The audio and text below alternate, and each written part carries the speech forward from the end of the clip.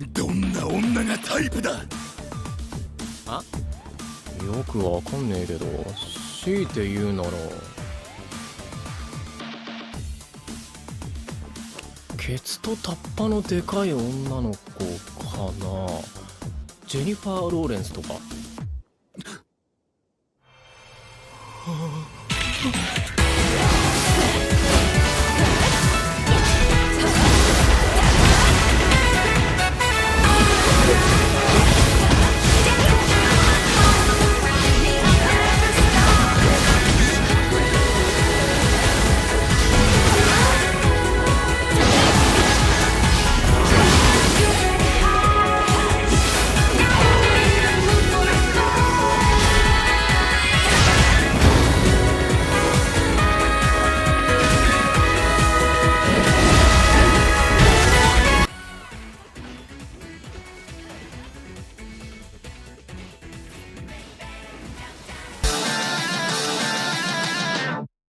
Today I'm going to talk about Nioh 2, an already popular game with a huge dedicated fanbase that has already sold well beyond 6 million copies. And as a channel that normally talks about niche games and adult titles, you might be wondering, what the fuck? And simply put, when a game makes you feel like this,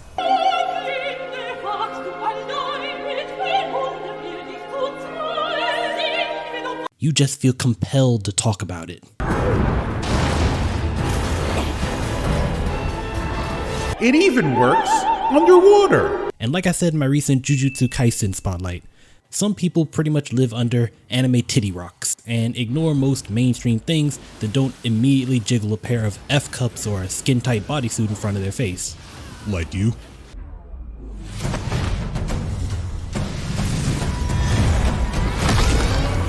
Like me. And it's because of this I am here to tell you today, Team Ninja put a big titty anime snake waifu in the game. But maybe you don't trust Team Ninja anymore. I know that in recent years, for some people, faith in them has been on a downward trek in regards to their decisions on fan service, particularly with the borderline schizophrenic handling of Dead or Alive 6's marketing, and more recently, the Ninja Gaiden Master Collection. But in their defense, they also gave us Marvel Ultimate Alliance 3, and considering how Marvel looks nowadays, we're out of options and out of time. Tony, check it out. Making it look like this is no small feat. Why should you always get to have all the fun? So hear me out on this one and enjoy the video.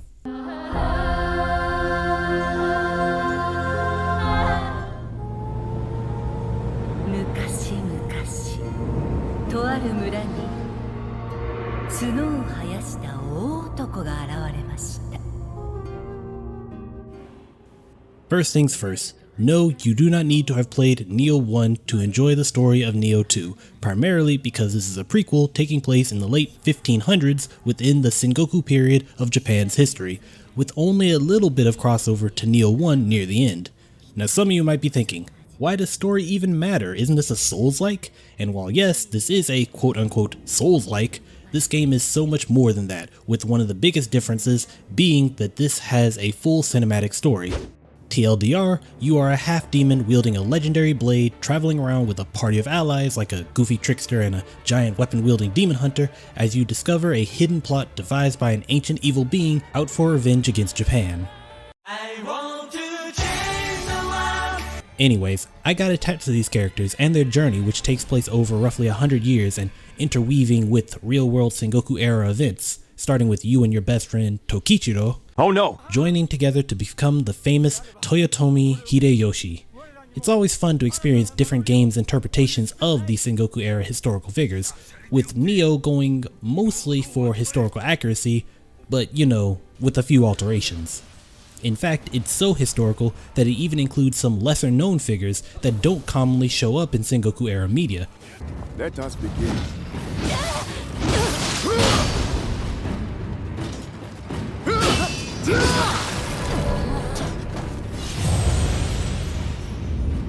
Yo, Sengoku rants, where the hell is my hot chocolate waifu with big In terms of gameplay though, it only somewhat does them justice. Yes, you can go on select missions with the various characters in the game, mostly during main story quest, but 90% of the time they mysteriously have something else to do halfway through.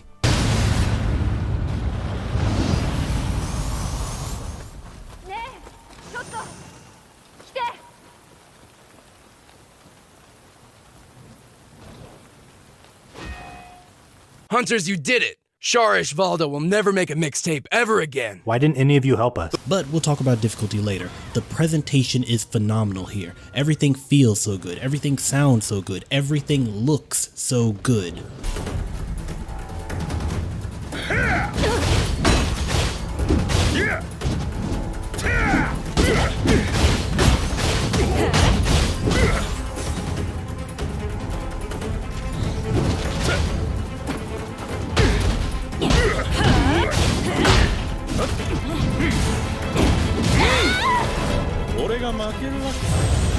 Oh, by the way, I am playing with mods that give my character thick fucking thighs, so don't expect that in your run. But those memories are 100% modeled by Team Ninja, God bless. This is the game to go to if you like the Japanese aesthetic, regardless of if you're into the realistic architecture and garments of the time, or if you're into the more mythical elements, the spirituality, the style, the fantastical idea of being a samurai. This game caters to both. Its combat also caters to both in a way that I think other games struggle to pull off, using real martial arts, but making it feel supernatural. Like a blend of highly choreographed Asian martial arts films and high-octane shonen anime.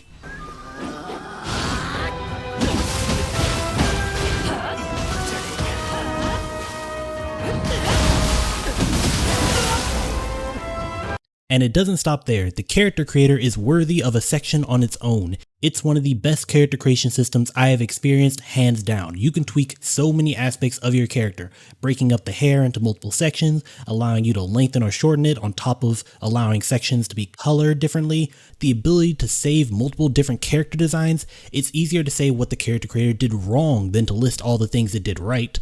On that note, adding tattoos is a bit iffy because of how the texture cuts off at certain points while rapping.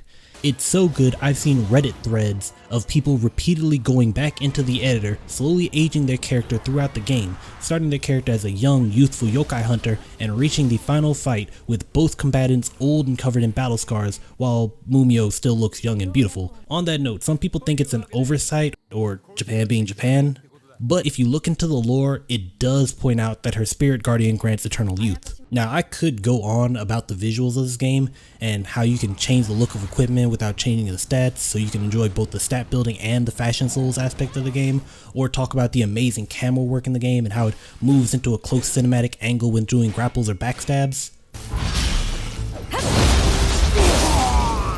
Another!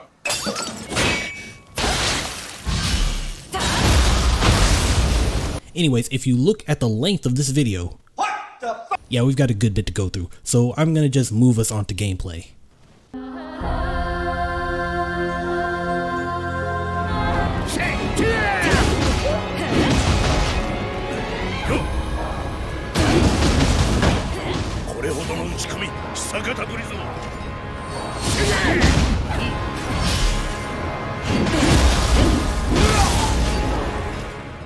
To start this segment, I want to play you a small snippet of Team Ninja's GDC conference after the first Nioh to paint a picture of the devs' headspace going into Nioh 2. New things that we learned or discovered, such as, I don't know, I'm not sure if I'm pronouncing it correctly, but is it waifu or weeaboo or get good? These are new terms to us. These motherfuckers get it. Waifu, weeaboo, get good. If hearing those words out of a representative of a game doesn't get you interested, I don't know what to tell you. And if you don't believe them, let me break down each one and how this game fulfills the fantasy of those special words. But is it waifu? There are just so many good female designs in this game, and not just humans like Mumio or Oichi, who just so happens to have the nine-tailed fox as their guardian spirit.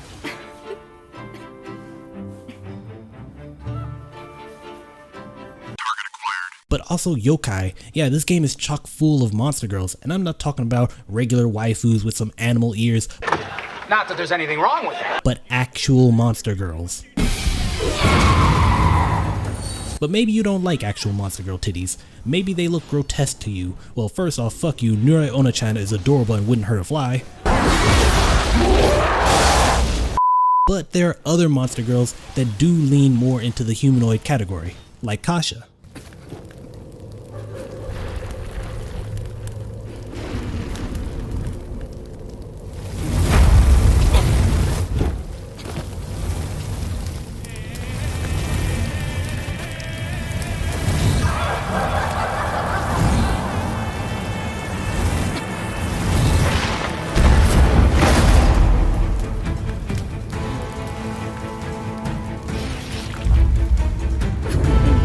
This is Kasha.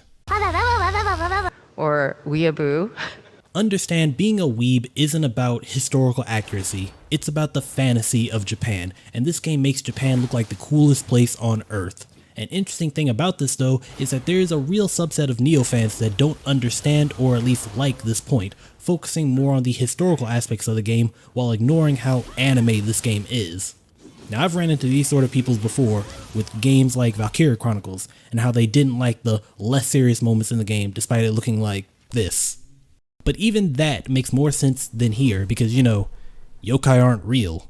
But even ignoring that, there are just so many references to various anime and movies and even other games that it is insane to try to ignore them. Now, to be fair, as a semi-historical game, many things that may seem like references could be just recreations of old Japanese concepts or ideas that later became a meme, like certain weapons or poses, or even the yokai themselves. Fun fact, there is even a website called yokai.com that you can check out to see how Nioh's interpretation compares to the real-life folklore.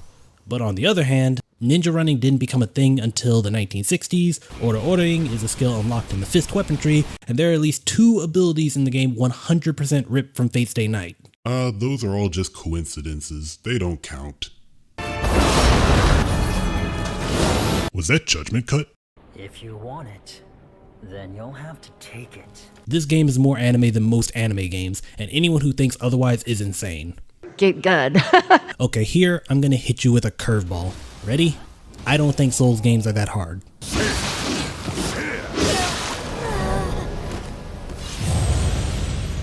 And I'm not saying that from a get good perspective. Or well, actually I am, because in my opinion, the idea of get good created by the Souls genre is in some respects an illusion. Now, there are some Souls games like Sekiro that are entirely skill based, no argument there. If your game has dying twice as its main mechanic, then you know you are in for a hard time. But many Souls games, or at least the good ones in my opinion, are all information games. The more you know about a situation, the easier it gets. An impossible boss always has a weakness, a cheap death will only catch you the first time,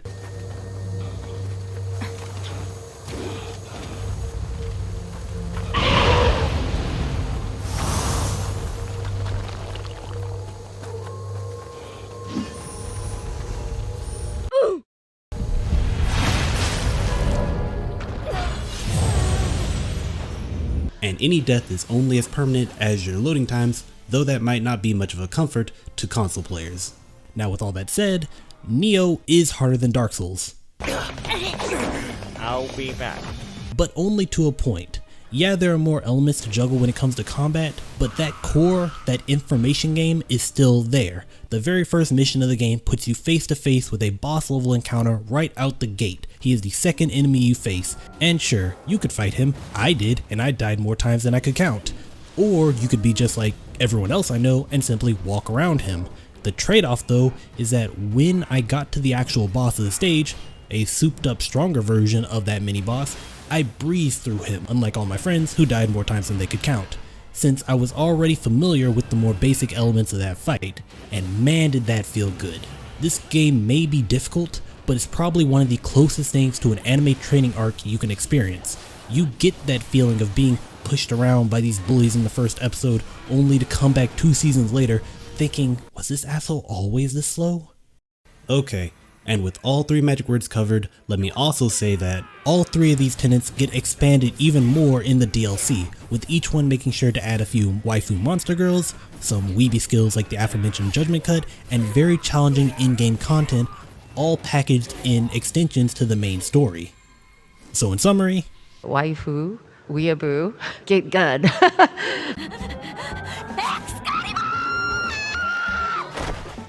Now with that covered, I think the toughest pill for people to swallow with this game is the combat, because so many people compare it to Dark Souls in so many ways.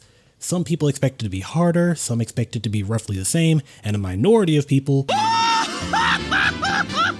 feel it to be easier than your standard Souls experience. But the main thing to know is that it is indeed different, primarily because of the stance system that— wait, it's not that complicated, I swear.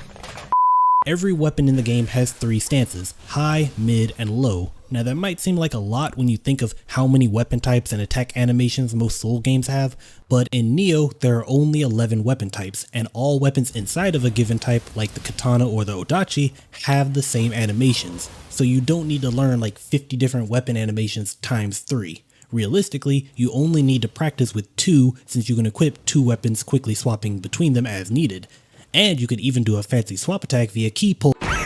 On top of this system, there are skills that you can unlock and equip to your stances to personalize and tailor them to your playstyle. But these skills aren't free. They do use more ki, the Souls-style stamina system of the game, and yeah, I should probably talk about that too, because Nioh eats up ki like no one's business. There are some skills and even some basic attacks in the game that consume 90 to 100% of a full ki bar. I kid you not. This is the main trap my friends ran into when they came from Dark Souls into Nioh. Well, that and dodging too much. Quick tip, use the block in this game. Not everything needs to be dodged, and not everything can be dodged.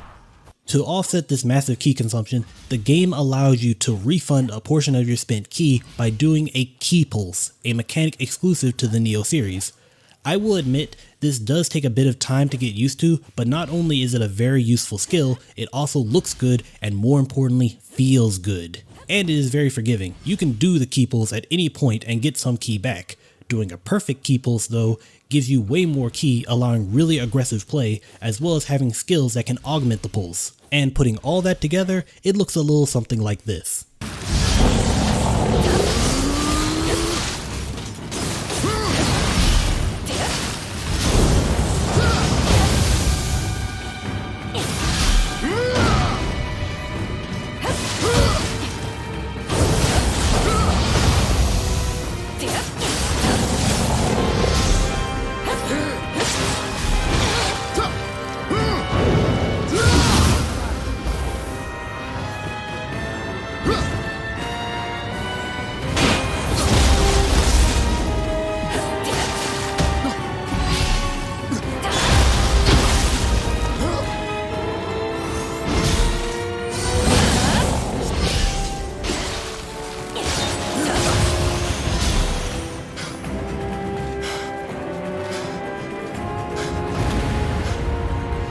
Now, after seeing that, if you thought it would be more accurate to call this the Kimetsu no Yaiba or Demon Slayer of Souls games, I'd likely agree, if you used a sword.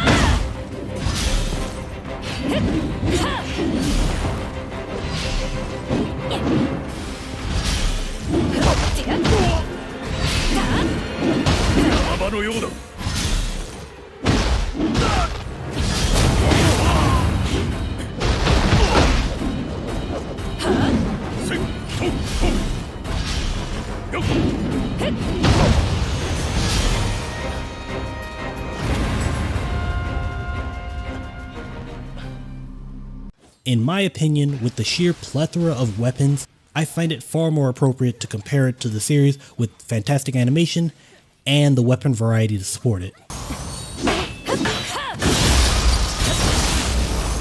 But this game isn't just about historical weaponry, and, well, giant transforming switchblades. Explain that, one historical Nioh purist. The game also has magic in the form of Nioh, which serves as the main buff mechanic, ninjutsu allowing to fulfill all your ninja fantasies, and most importantly, yokai abilities. But before I talk about this particular feature, I have to direct a question to my core audience. What is it that brought us together on this hellscape we call the internet? Oh god, here he goes again. Anime titties. Or well, video game titties.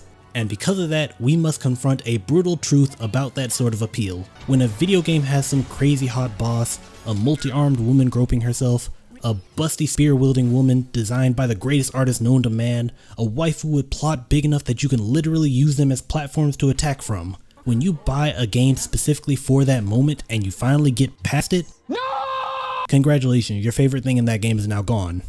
Nioh 2, on the other hand, allows you to recruit the various waifus in the game with the soul core mechanic, as well as the other yokai in the game, by purifying the soul cores they drop at a shrine, allowing you to equip them to your guardian spirit.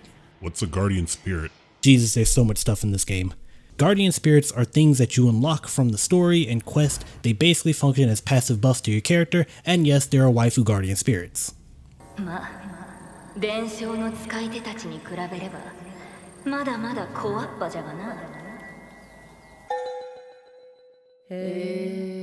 After purifying the soul core, you can equip them to your guardian spirit, gaining that yokai's unique yokai skill. Basically, you're playing an action game that allows you to play Pokemon with the enemies in the game. 10 out of 10, 10 out of 10, 100 out of 100, best game, best game. We need more action games with this sort of mechanic. There are too many waifu enemies that exist only to be slaughtered for our pleasure. We need to conserve the waifu. This also leads to my first major criticism of Nioh 2, because this is one area where you can somewhat feel the development getting a bit rushed. Not every yokai skill is equal, and I do not mean that in terms of balance. A lot of animations are just the player turning into the yokai rather than a unique interaction with the yokai, which is a stark contrast to the soul cores you get at the start of the game. You know, the section they use to advertise the game. We need more snake waifu wrapping around their loving summoner and less... I'm an umbrella now. The partial transformations are a highlight of the game though. This is both a really good yokai skill and one of the sickest animations in the game, allowing you to take any martial arts move you are doing and add a literal axe kick to it. But even some of the more unique animations are just lacking in some areas, like Kasha's soul. Remember Kasha?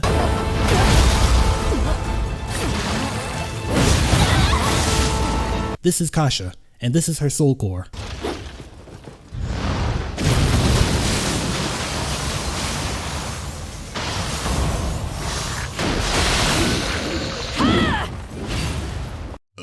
I don't see the problem here. You just pulled out a whip made of human skulls, swung it around, and launched a flaming Beyblade that heals you, has a hitbox on the initial cast, and turns fucking blue in the yokai realm. I completely forgot to talk about the yokai realm. You're just mad that Kasha doesn't pop in holding the player like that one Konosuba villain, aren't you? Damn straight, but that does not make my point any less valid for the other soul cores. And to make matters worse, in the DLC, Minamoto motherfucking Raiko shows up and uses a tiny box to fully summon Kasha to her aid in battle. I swear to God, that better be a core mechanic for Nioh 3. They ask you how you are, you just have to say that you're fine when you're not really fine. The yokai realm is where the Jujutsu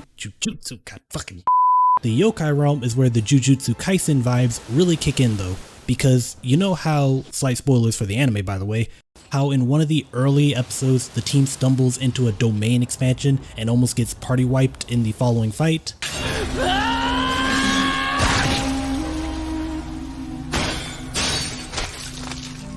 Well, there are areas in Nioh 2 called the Yokai Realm that basically function the same way, empowering all yokai enemies inside the barrier as well as your own yokai abilities.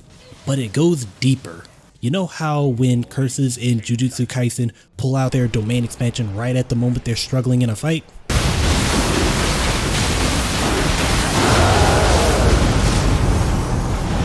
Do you understand the point of the title? Okay, the bias meter is hitting critical mass, so another criticism. Yokai weapons. In Nioh 2, there are two special weapon traits in each class called Blessed Weapons and Yokai Weapons. Blessed Weapons are basically anti-demon weapons that allow you to ki pulse while blocking, and Yokai Weapons are probably the least thought out aspect of this game. I mean, on the surface, it's a cool concept, magical weapons with sealed yokai inside them that talk to you.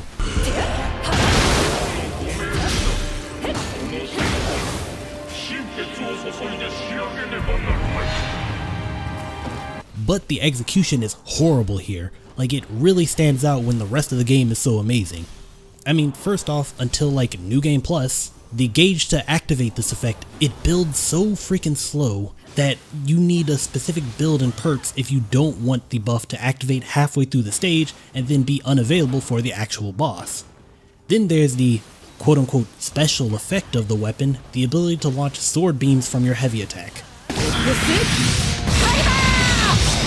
I fucking wish. Not only is the damage utter garbage at any point in the game, it also only triggers on the final hit of your weapon's strong attack. So if your weapon just happens to have a really slow string of strong attacks, you're just SOL. And this is supposed to be the equivalent of being able to key pulse, one of the central mechanics of Nioh 2, on block. The anti-human debuff is okay, though not nearly as useful as the blessed equivalent. But the real slap in the face of this weapon type are the voice lines you hear when the weapon awakens.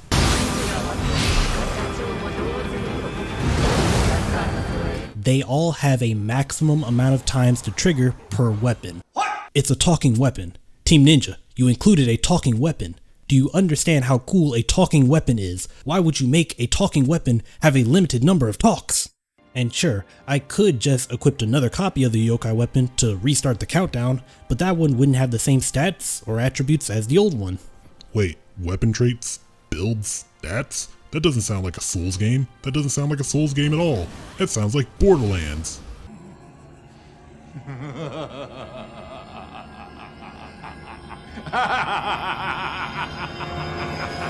If you were not already familiar with Nioh, then you have most likely fallen for Team Ninja's trap here. This game is indeed a Souls-style game, but it also contains loot mechanics that gradually take the forefront of the title as time passes and more mechanics become available, to the point that the second playthrough can feel like a completely different game. Now that's not to say that you can't just play it as a Souls-style game all the way through. There are plenty of people who forego what is called build-based play in favor of pitting their raw skill against the various challenges of the game.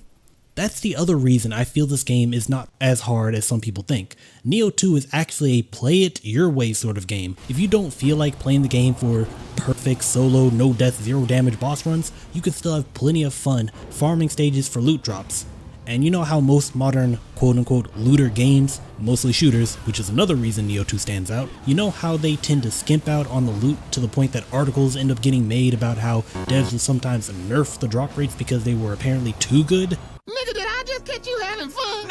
Well, Nioh gives you 600 item slots, and I still routinely had to run to the blacksmith to empty out my inventory. Like, it's so ridiculous the game gives you the option in its menu to hide lower quality loot drops. That's how much loot this game gives you. But I wouldn't recommend it because Nioh 2 also has the great idea of allowing players in New Game Plus to tweak randomized attributes with Amrasite, I'm probably pronouncing that wrong, which you get from disassembling lower tier weapons, so you can make the perfect katana with that 200% quick draw damage bonus. And combining all this looter weapon farming and customization with the amazing character creator creates a game genre that I honestly don't understand why it isn't more common, the cosplay game. I mean, sure, there are plenty of games with deep customization that allow you to make all your favorite waifus, but how many allow you to make them play like the source character? To demonstrate this, I created, with the help of a mod if I'm honest, Shigure from one of my favorite mangas of all time, Kenichi the Mightiest Disciple. Then I gave her an Odachi and a Kusarigama, as those are some of her central weapons in the series, and to top things off, I decided to build her around a paralysis ninja playstyle. Ninja because that was one of the things she was skilled at in series, and paralysis because Nuri Onichan is kind of a useless soul core outside of that niche.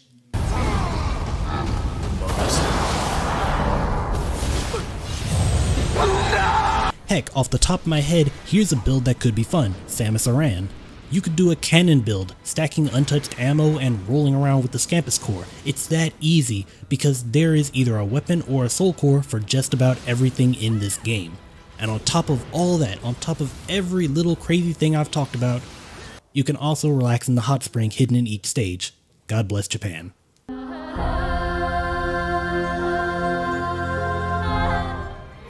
Okay, there are probably a lot of other things I forgot to include. Wait, that one's kind of important. Let's double back for a bit.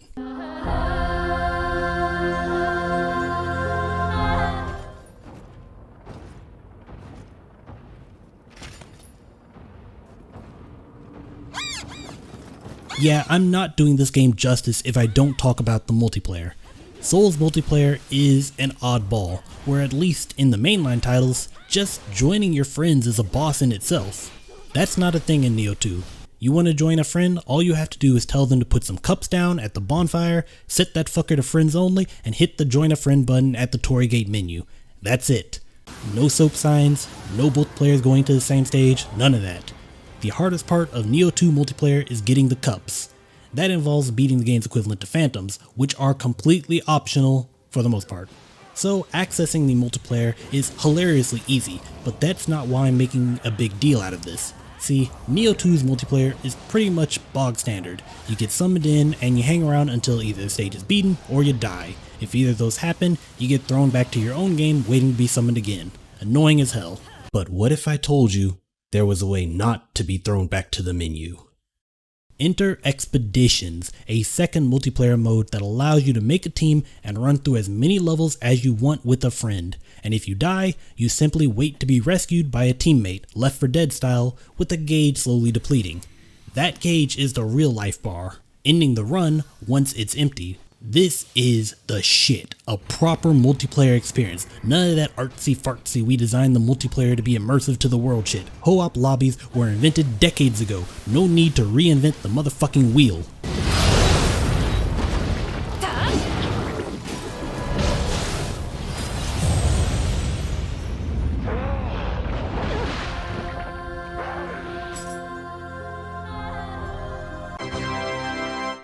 The one thing I will criticize the game for though, is that the balance of multiplayer is basically non-existent. This game is completely trivialized by the existence of another human body in the world. It got to the point that when helping my friend in his first run, I outright refused to fight the boss with him because it would have neutered the experience. Speaking of which, a feature that surprised both me and my friend was that in a boss battle, you can run out of that co-op meter and the stage won't end, not if one of you is still able to fight. This caught us so off guard that I'm pretty sure the AI paused in confusion when he successfully executed my friend the host with 0 fuel in the tank, and then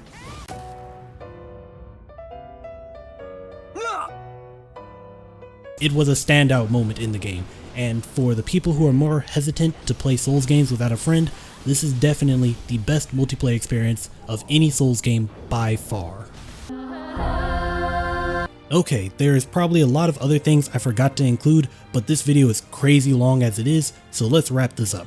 Nioh 2 is a fantastic video game and probably the first video game in a long time that made me feel like I got my $50 worth. And I would say that even if it was $60. Hell, I'd say that even if it was the horrendous $70 that some games are trying for now. This is a complete package, something none of those games probably even comprehend the concept of. A game where almost all of the features of the title were fully developed and explored. Though not all of them. Oh yeah, you can turn into a demon since you are half yokai. I don't think I mentioned that, but that is indeed one of those not fleshed out features of the game. But even with that, it's still a fantastic package that I really had to dig deep to criticize. Honestly, the one thing that truly frustrated me about this game was that despite having such a big, busty, full-figured video game, I can't find shit for information. There are so many interesting builds, abilities, and combos that can be made, but I've seen wiki pages for dead video games that are more complete than the Nioh 2 wiki. As a tip, looking on YouTube and Reddit does have greater success. I see timing videos on things like the Infinite Fist and explanations of doing advanced things like sheath canceling, but hard data is still pretty difficult to come across. As someone who isn't really into Souls games, Nioh 2 made me realize the sheer beauty of the formula, because the truth is Souls games aren't limited to slow, plodding, rigid combat. Souls games aren't limited to indecipherable storylines crammed into every nook and cranny of the game that isn't explored by players. And Souls games aren't limited to online multiplayer that is just as difficult to get working as the damn game is. Nioh 2 is proof that all those traits that many people who aren't fans of the Souls genre criticize are not what the genre is all about. And games that pin their existence on following those aspects to a T have not tried to move the genre forward. And that is why, no surprise, Nioh 2 the complete edition at the price of literally whatever Steam is selling it for is a definite steal, but not literally. Get this game, because not only does it have Monster Girl titties, not only is it anime as all hell, not only does it make you feel like a master martial artist, but it does all that in a complete video game experience, and that magical combination doesn't happen all that often. I'll see you guys next time.